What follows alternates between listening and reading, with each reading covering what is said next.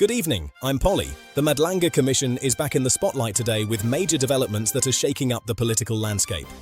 After months of investigation, new evidence has surfaced, bringing the Commission's findings to the forefront of national conversation once again. I would take you to paragraph 20 at paginated page 225 of the bundle.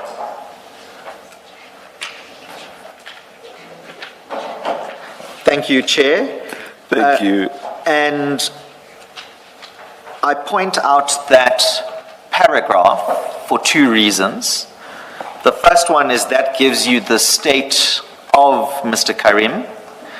And secondly, it then explains what has transpired or not transpired since the ruling of the 29th of July and why we are here in the way we are here. And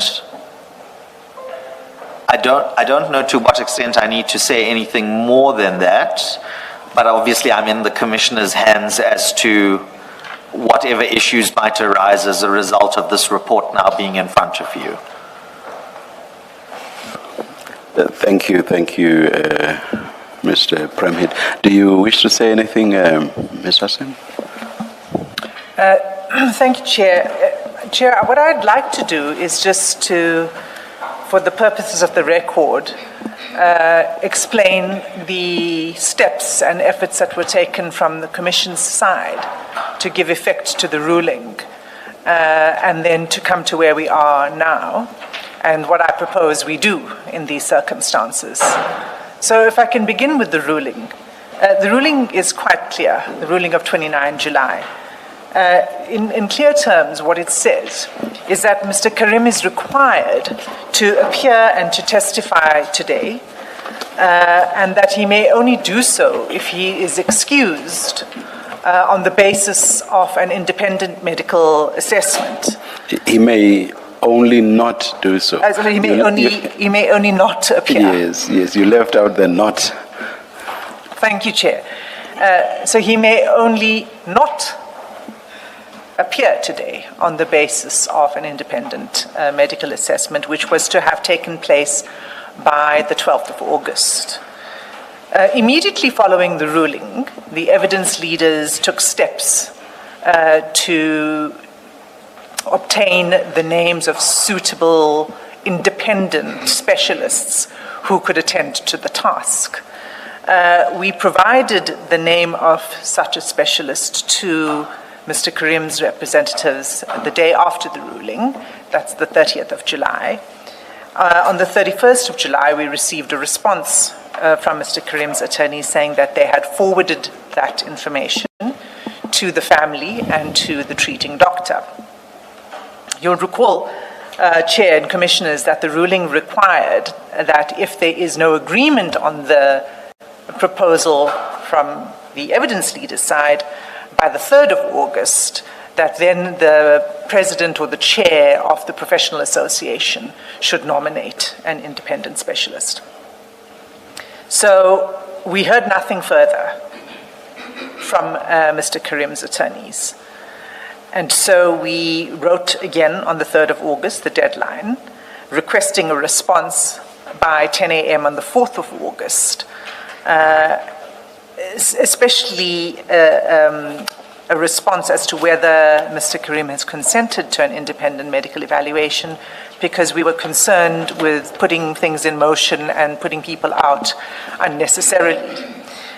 We also indicated in that letter of the 3rd of August that if we didn't hear back from them by 10 a.m., that we would then contact the president of the association in order to set things in motion.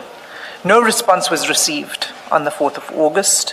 We approached the president, who nominated a specialist. And we thank the president of that association for responding to the Commission's requests with urgency, and providing us everything that was required. And we regret if there was any inconvenience caused. The President provided us with the details of the independent specialist. This was communicated to Mr. Karim's attorneys on the 6th of August.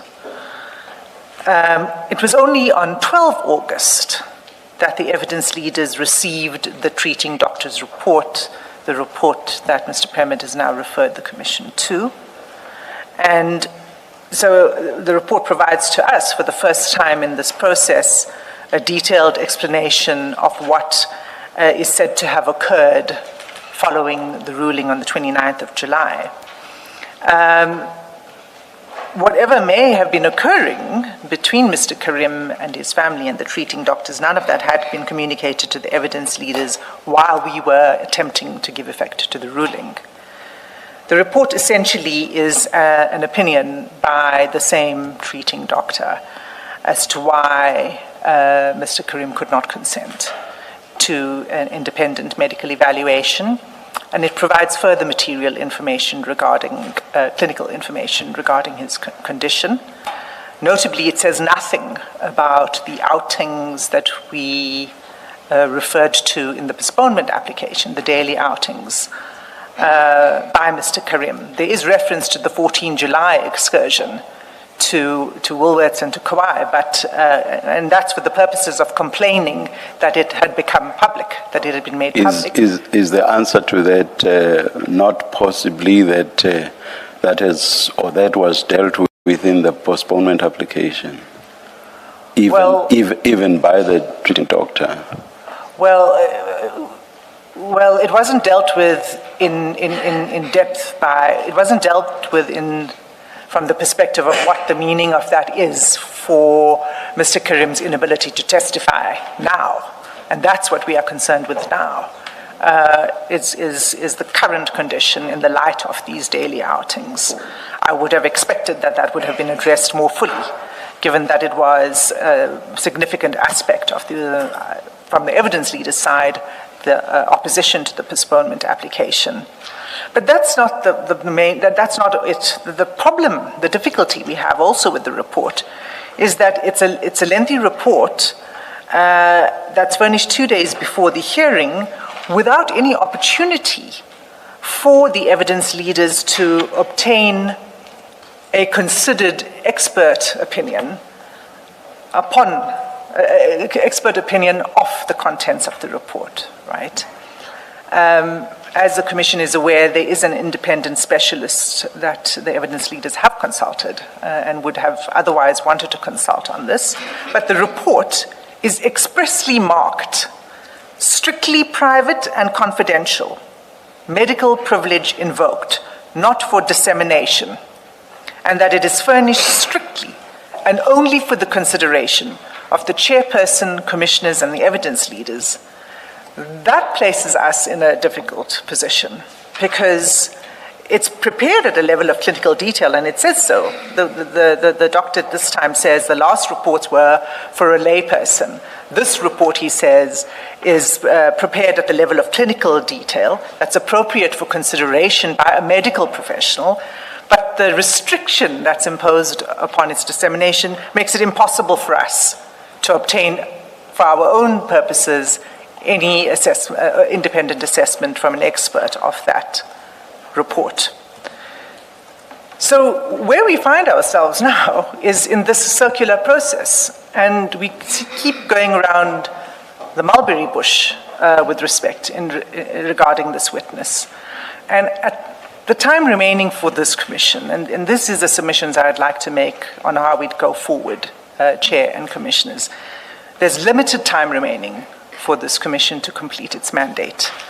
At this point, we submit it's appropriate for the commission to simply make its findings based on its assessment of the evidence that's already before the commission in the previous hearing at which Mr. Karim was present, and the evidence that's been provided, and also, for that matter, on the basis that there's certain information that has still not been furnished. The Chair is now familiar with the basic information that we've requested on just financial statements. That hasn't been forthcoming in the interim since the postponement application either.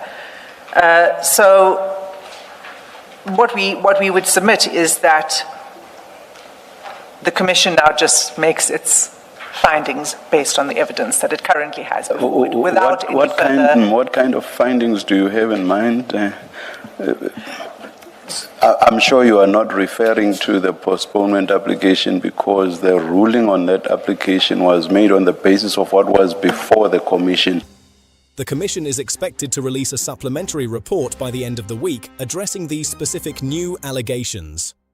We'll be following this story closely as it develops.